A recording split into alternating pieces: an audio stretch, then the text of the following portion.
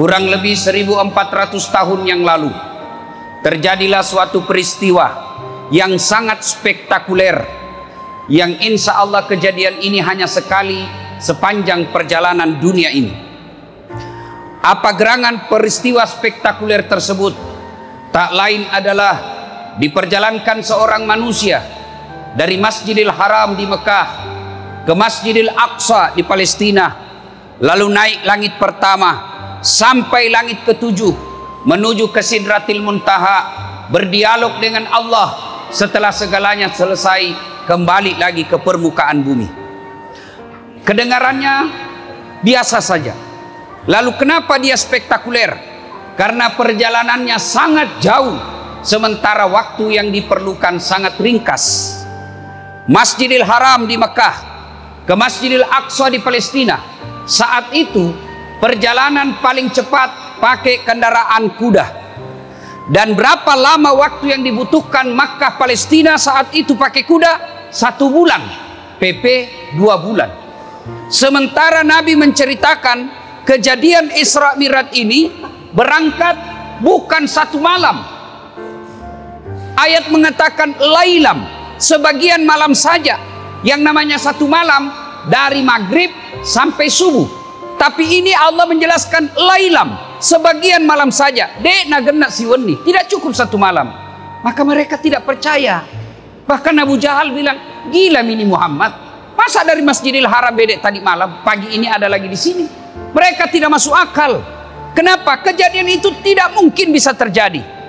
Ternyata mereka lupa bahwa kejadian Isra Mi'raj itu bukan Muhammad yang punya mau, tapi Allah yang punya mau. Kita simak firman Allah. Bismillahirrahmanirrahim. Subhanalladzi asra bi 'abdihi lailam minal masjidil haram ilal masjidil aqsa alladzi barakna haula linuriyahu min ayatina, ila akhiril ayat. Kurang lebih terjemahan ayat ini, Maha suci Allah yang telah memperjalankan hambanya. Apa yang dimaksud memperjalankan? Berarti Allah yang aktif, Nabi Muhammad terima beres. Kalau Allah yang berkehendak, tidak ada yang mustahil. Terima beres. Sama saja saya kasih contoh sederhana. Saya diundang ceramah ke Batu Licin. Saya berangkat jam 8 pagi dari Makassar. Tanpa sepengetahuan saya, ternyata ada semut ikut di kantongku.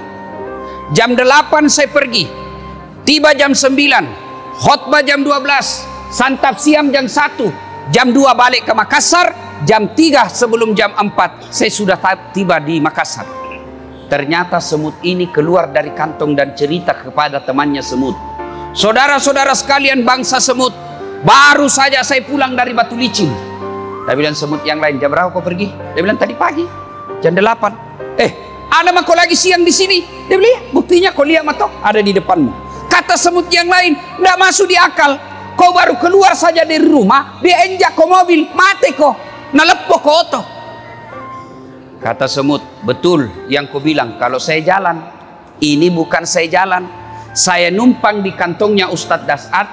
Dari rumahnya ke bandara naik mobil, dari bandara ke Batu Licin pesawat, pulang juga begitu. Betul saya tidak pernah tinggalkan kantongnya, tapi betul juga saya datang Batu Licin. Tidak masuk di akal. Semut bisa PP Batu Licin beberapa saat saja, tapi bukan semut yang jalan. Siapa?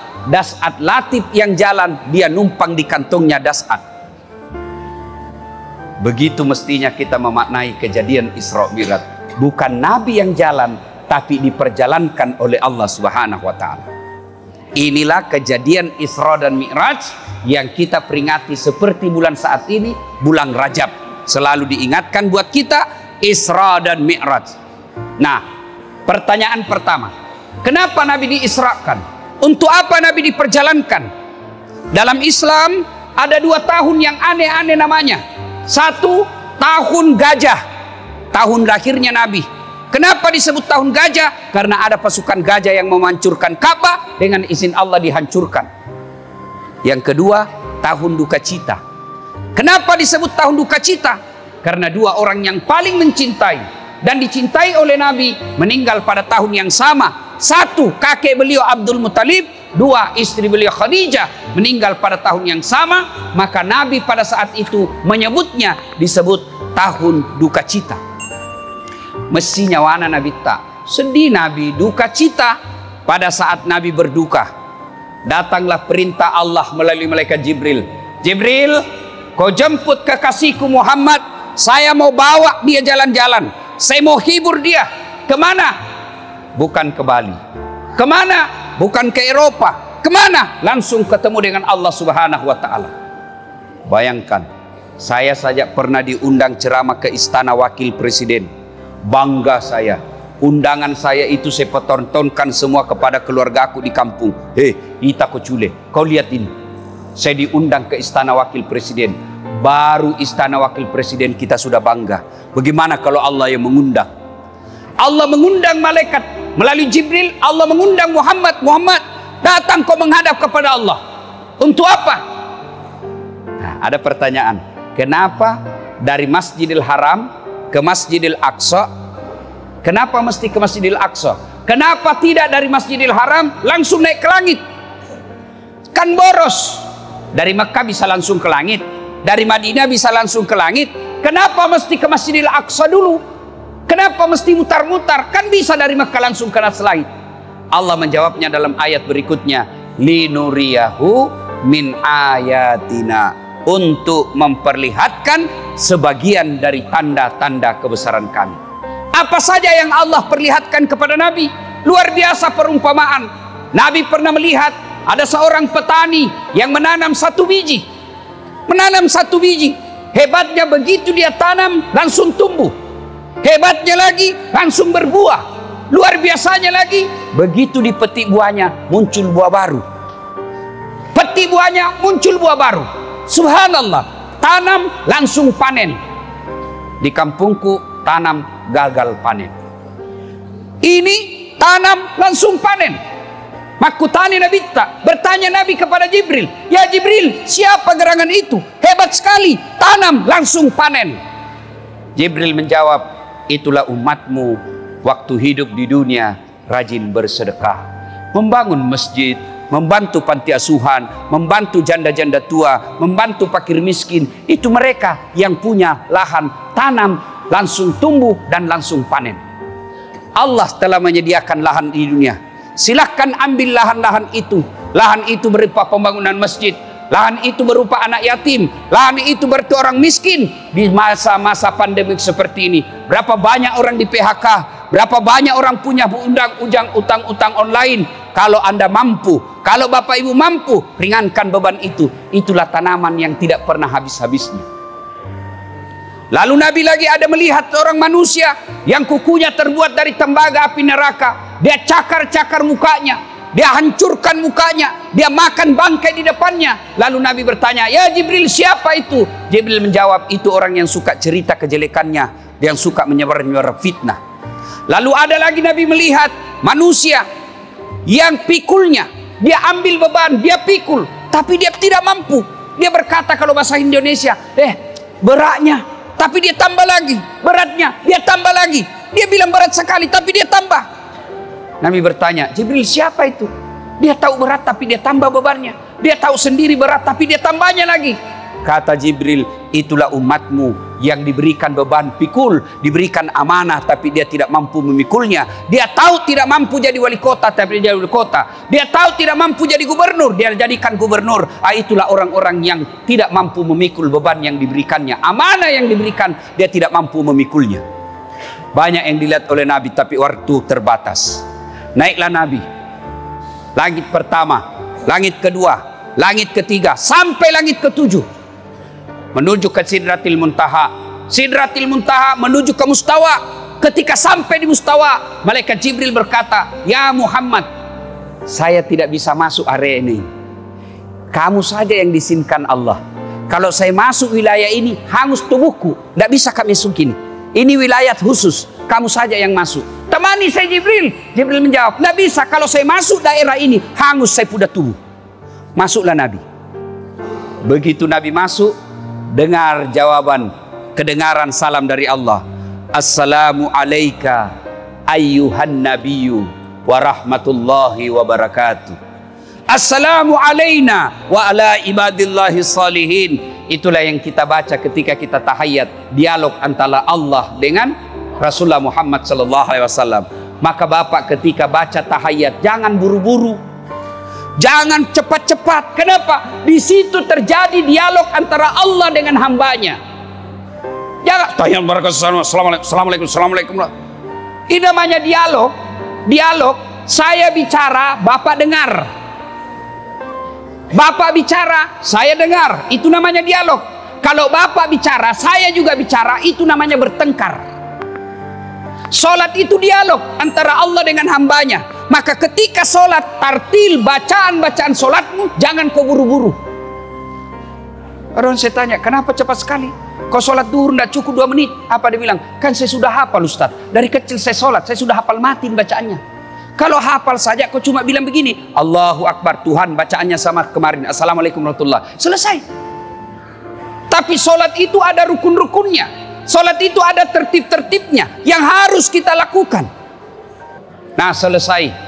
Lalu ketika berdialog dengan Allah, Muhammad berkata, ya Allah, hambaku ini kan kecil-kecil, hambaku ini kan pendek-pendek umurnya. Bayangkan Pak, Nabi Nuh berdoa 900 tahun baru Allah kabulkan. Mana ada umatnya Nabi Muhammad ratusan tahun? Sedikit sekali di atas 100 tahun. Rata-rata 60-70 sudah panen. Maka Nabi berkata, ya Allah, umatku ini pendek umurnya, kecil-kecil pula. Kasih kami keistimewaan. Allah berfirman, Muhammad, saya kasih kau amal yang tidak pernah kuberikan sebelummu, yang tidak pernah kukasih sebelummu. Inilah solat 50 kali sehari semalam. Turun Nabi. Langit pertama tidak ada masalah. Di langit kemudian ketemu dengan Nabi Musa. Dan Nabi Musa berkata, Muhammad, apa oleh-oleh untuk umatmu dari Allah? Alhamdulillah, Allah kasih saya solat 50 kali sehari semalam. Malaikat Nabi Musa berkata, berapa Muhammad? 50. Tidak salah. Umatku saja besar-besar kuat-kuat, tidak mampu itu kalau 50. Kau naik lagi minta keringanan. Nabi naik, dikurangi 5. Turun, kata Nabi Musa, masih banyak, naik lagi, dikurangi 5. Masih banyak, naik lagi, mondar-mandir, mondar-mandir. Setiap kali naik dikurangi 5, terakhir tinggal 5. Nabi Musa berkata, masih banyak bos. Kalau bahasa kita, masih banyak itu. Di sini kelihatan cerdasnya Nabi. Kata Nabi, setiap kali saya naik 5 kali kurang. Sekarang tinggal 5. Kalau saya naik lagi, tidak ada yang bisa dapat. Sebentar Muhammad, Musa, nanti kita lihat. Ternyata apa yang dicemarkan Nabi Musa betul adanya. Sekarang saja yang tinggal 5 Pak. Masih ada yang hari Jumat saja datang. Itu pun paling terlambat datang, paling cepat pulang. Orang khotbah dia tidur. Bagaimana kalau jadi 50 Pak? Tidak ada waktu lagi menjadi penambang. Bagaimana seandainya jadi 50 kali sehari semalam? Tidak ada lagi waktu untuk dagang. Keluar rumah, hayya ala salat. Salat lagi, tunggu dulu, masuk lagi. Begitu keluar mobil, hayya alal falah, salat lagi. Alhamdulillah tinggal 5. Maka jangan sampai Bapak alaikan ini 5. Panjang perjalanan pulang Nabi. Dikisahkan kepada kaum Makkah waktu itu. Ayuhan nas, wahai penduduk Makkah, baru saja saya pulang dari Masjidil Aqsa. Wah, tidak ada yang percaya. Bahkan Abu Jahal pidato, saudara-saudara sekalian bangsa Arab, inikah Muhammad yang kau percaya sebagai Nabi? Ternyata dia orang bohong, sudah gila. Katanya dia dari Masjidil Aqsa tadi malam, hari ini sudah ada di Mekah. Tidak masuk di akal. Begitu juga kita. Diceritakan tentang sholat, masih ada yang berkata, tidak usah. Saudaraku, hikmah terpenting dari cerita ini. Nabi ada masalah, meninggal istri beliau. Sampai beliau berduka, Allah tidak kasih perintah puasa, Allah tidak kasih perintah haji, Allah tidak perintah zakat, tapi Allah perintahkan apa? Masam pajakku, sholat kau. Ada masalahmu, berduka, lagi sedih, ada masalah, Allah sampaikan, ista'inu bisabri wassalah, sabar. Jadi bapak-bapak, kenapa usaha saya selalu susah? Kenapa saya sudah 20 tahun merantau ke Batu Licin, kerja tapi sampai sekarang tidak bisa selesai urusan saya, tidak bisa bayar utang, rumah tidak bisa, masih kontra-kontra sampai sekarang. Tidak usah cari kambing hitam, koreksi bagaimana sholatmu. Kalau sholat baik, insya Allah kecil buat Allah. Buktinya tidak masuk akal perjalanan Masjidil Haram ke Masjidil Aqsa, naik ke langit, tidak masuk akal. Bisa terjadi dalam waktu beberapa saat saja. Tapi kalau Allah yang terjadi, kecil. Bagaimana caranya Ustadz? Kita ini hanya pegawai-pegawai, mana bisa naik haji? Itu menurutmu. Tapi menurut Allah ada cara lain. Allah kasih. Bagaimana caranya? Jangan pikir bagaimana caranya. Allah yang pikirkan caranya. Allah cuma minta dekati saya. Bagaimana cara dekati Allah? Salah satu yang paling baik, tunaikan sholatmu dengan baik. Orang kaya dekati Allah dengan sedekah. Orang miskin dekati Allah dengan bersabar. Pejabat dekati Allah dengan jabatannya. Silahkan dekati Allah dengan caramu masing-masing. Dan itu lakukan dengan istiqamah, teguh pendirian, dan tidak pernah putus-putus. Sidang Jumat yang saya muliakan, kisah Isra Mi'raj terlalu populer di antara kita. Bahkan tiap tahun kita dengar. Tapi semua itu tidak ada guna kalau pulang nanti tetap mengabaikan sholat. Makna terpenting, mari sholat. Kalau sholat kita tidak ada, bahasanya kalau di Makassar, Dasaat, ini puasamu 40 tahun tidak pernah lepas. Ini hajimu 2 kali, umroh 4 kali. Ini kau bangun masjid, ini sedekahmu, ini silaturahmimu. Mana kuncinya? Mana kuncinya? Apa kuncinya? As-salatu miftahul jannah. Solat itu kuncinya surga. Tidak ada kuncinya, tidak ada semua amalmu. Maka semua amal-amal dihapus. Semua ibadah-ibadah kebaikan hapus. Kenapa? Tidak ada passwordnya untuk masuk mengambilnya. Mudah-mudahan selesai khutbah Jumat ini, mari kita koreksi solat kita masing-masing. Yang sudah baik solatnya jangan puas sampai di situ. Tingkatkan dengan solat-solat sunnah. Yang sudah baik solat-solat sunnahnya jangan cukup sampai di situ. Hidupkan solat jamaah. Kalau tidak bisa 5 waktu, adalah solat jamaah kita sekali 2 kali. Kalau tidak bisa di masjid, jamaah dengan teman perjalanan kita. Semoga ada manfaat, lebih dan kurangnya mohon dimaafkan. Barakallahu li walakum wa izaisil mu'minin. Innahu huwal ghafurur rahim.